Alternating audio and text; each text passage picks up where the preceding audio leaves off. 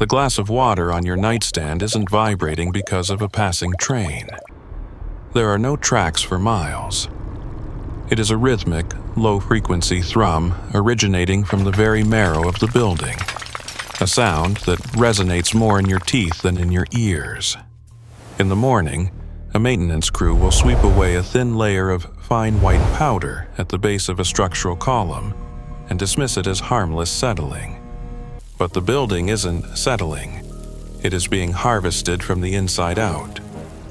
For decades, we believed the greatest threats to our concrete jungles were the environment, the slow creep of rust, or the occasional tremor of the earth. We built taller, reaching for the clouds with steel ribs and reinforced stone, confident in the permanence of our progress. We viewed the ground as a static, dead thing, a mere platform for our ambition. But a subtle, terrifying shift is occurring in the natural order. A specific branch of the Asoptera order, the common termite, appears to have undergone an evolutionary leap that defies conventional zoology. They have moved beyond the consumption of cellulose and wood, abandoning the forest for the richer, denser minerals of the urban grid.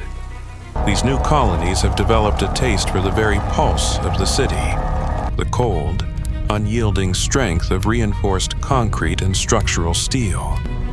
The process begins in total silence, a localized anomaly that escapes the notice of even the most sophisticated sensors. Deep within the subterranean layers of the metropolitan grid, where the heat of the city's heart keeps the earth perpetually warm, billions of workers begin their labor. They do not eat the concrete for nutrition in the traditional sense. They process it. Their mandibles, once designed for soft wood, are now reinforced with concentrated silica and trace metals, allowing them to grind stone into a fine, workable powder. They bypass the barriers that were meant to last centuries, navigating the labyrinth of electrical conduits and plumbing. Our own infrastructure has become a roadmap to the heart of the city's stability, a pre-carved path for an invasion that requires no weapons. In a luxury apartment on the 42nd floor of a modern spire, a structural engineer named Marcus wakes up to find hairline cracks spidering across his marble floor. He calls building management, and they assure him it is merely the building breathing. That same night, his young daughter complains that the floor feels soft under her bed, like walking on a sponge. By morning, a section of the parking garage 300 feet below has buckled. No one connects the events yet, but deep beneath the foundation, the colony is already celebrating. Millions of tiny jaws are working in perfect synchrony, turning the steel and concrete Marcus once trusted into the bones of a new, alien empire.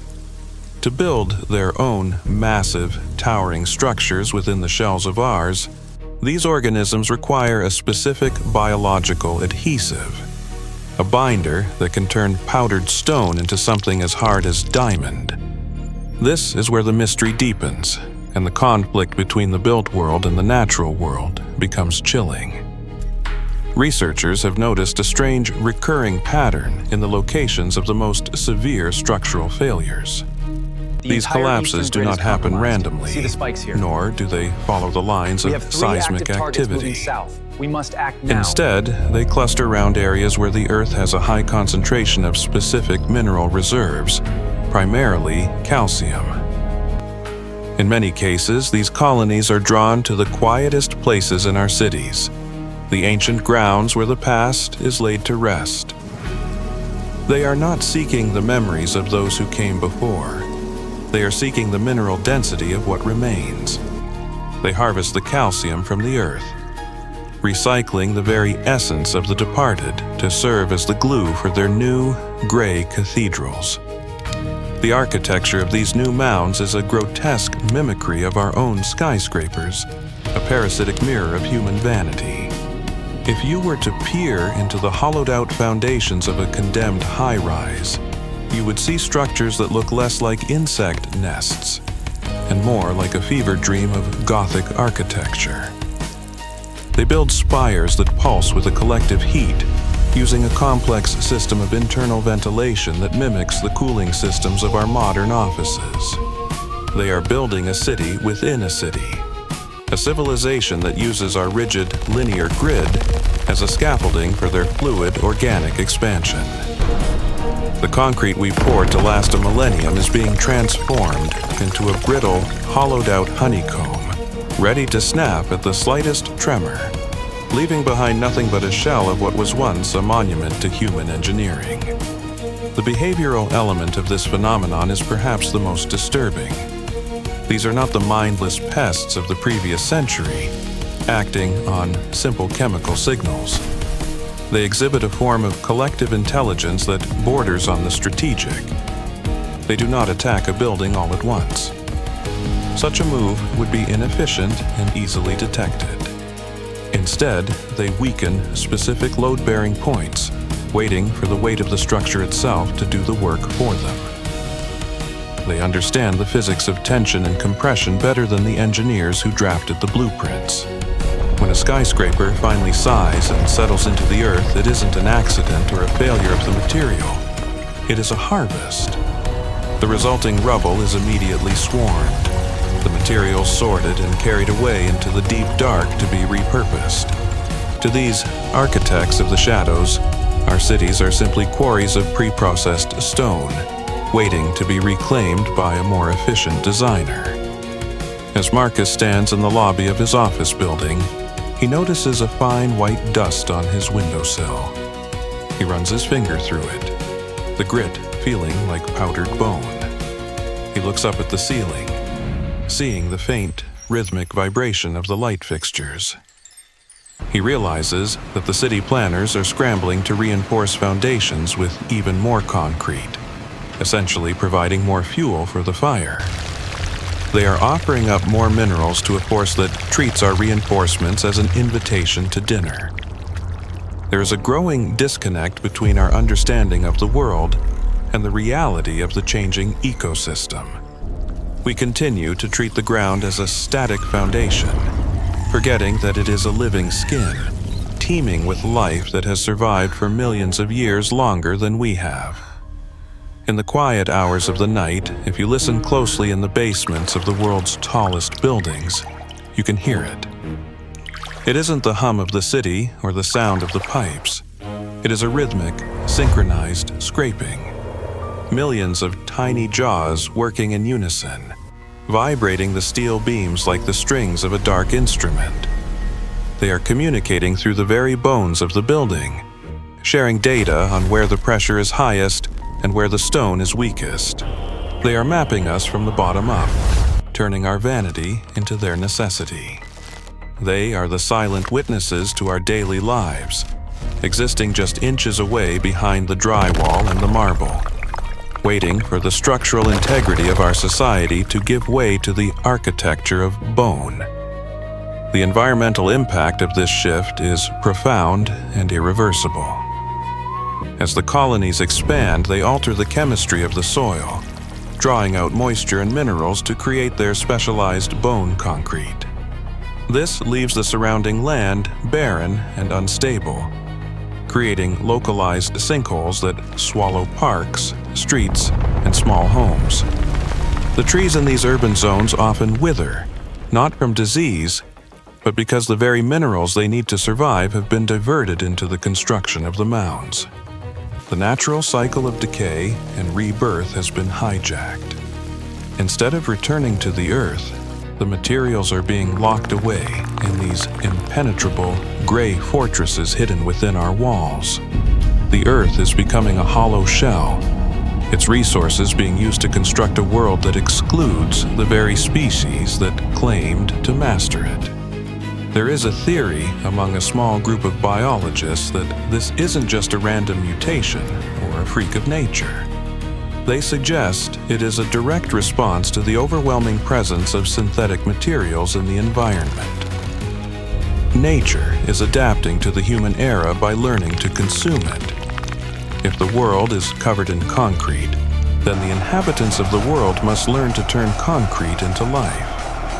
The termites are simply the first to succeed on a massive scale. They have looked at our civilization and seen a resource, a massive deposit of concentrated energy and minerals that we were no longer using effectively. In their eyes, we are not the masters of the house.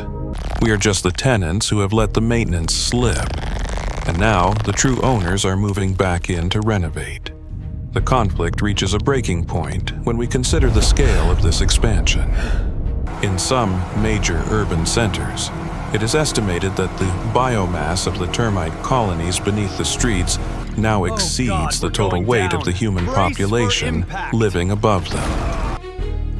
For every person walking on the sidewalk, there are tens of thousands of workers moving beneath the asphalt, transporting grains of stone and drops of mineral adhesive. We are outnumbered and outmaneuvered in a war we haven't even realized we are fighting.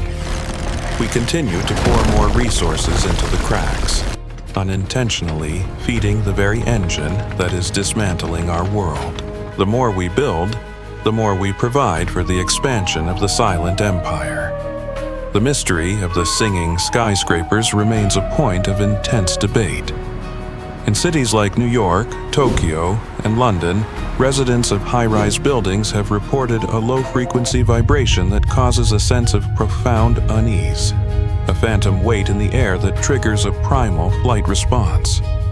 Official reports call it infrasound, often caused by wind moving through narrow gaps or the swaying of the structure. But some believe it is something far more organic. They believe it is the sound of the colony's collective respiration, the air being pushed through the internal vents of the termite mounds hidden within the walls. The buildings are breathing, but the breath is not our own. It is the hot, humid exhale of a million tiny lungs, processing the minerals of our history to build a future that doesn't include us. As we look to the future, the question is no longer about how we can stop the decay, but how we can coexist with the force that views our greatest achievements as raw materials. Will we find a way to stabilize our foundations, or will we have to learn to live in structures that are constantly being reshaped by an unseen hand? The era of permanent architecture may be coming to a close, replaced by a cycle of constant consumption and reconstruction. The architecture of bone is not just a biological curiosity. It is a preview of a world where the boundaries between the synthetic and the organic have completely dissolved, and where the things we build are merely the temporary scaffolding for something far more ancient and enduring. Marcus stands on his balcony, looking out over the skyline. He sees the beautiful glass facades reflecting the sunset, but he no longer sees strength. He sees a brittle shell. He thinks of his daughter's bed and the way the floor felt soft. He realizes that the steel is being braced by biological fillers, and the concrete is being held together by the recycled minerals of the past. We are living in a decorative facade, maintained by a species that is simply waiting for the right moment to reclaim the rest of the mountain. In the end, the mystery of the collapsing foundations isn't a story of destruction, but one of transformation. It is a reminder that nature does not recognize our borders, our property, or our sense of ownership. It only recognizes resources and the energy required to claim them. We have spent centuries extracting minerals from the earth to build our world. And now, the earth is sending its smallest, most dedicated ambassadors to take them back. They are building something that will last long after our cities have become silent. A network of gray, mineral-hardened spires that will stand as a testament to the time when we provided the bones for a new kind of life. The next time you walk past a construction site or feel a slight unexplained tremor in the floor of a high-rise, consider the possibility that it isn't the wind, the traffic, or the settling of the earth. Consider the silent architects working beneath the surface, grinding the stone and harvesting the minerals, building a world that doesn't need our permission to exist. The mystery remains unsolved. The theories are still being tested, and the vibrations continue to grow stronger with every passing year. The city is alive, but perhaps not in the way we intended. We were the architects of the present, but the future is being built from the architecture of bone, one grain of stone at a time. The transition is quiet, efficient, and inevitable. We are merely the providers of the harvest. As the sun sets, casting long shadows across the concrete canyons, the humming grows louder. It is a song of reclamation. We built these monuments to reach the sky, forgetting that everything eventually returns to the earth. Below us, the silent migration continues, rewriting the laws of biology and architecture. The skyline is not falling because of time. It is being repurposed. We are the scaffolding, and the masterpiece is just beginning to take shape. Listen closely tonight. The building is breathing, and it isn't waiting for you to wake up.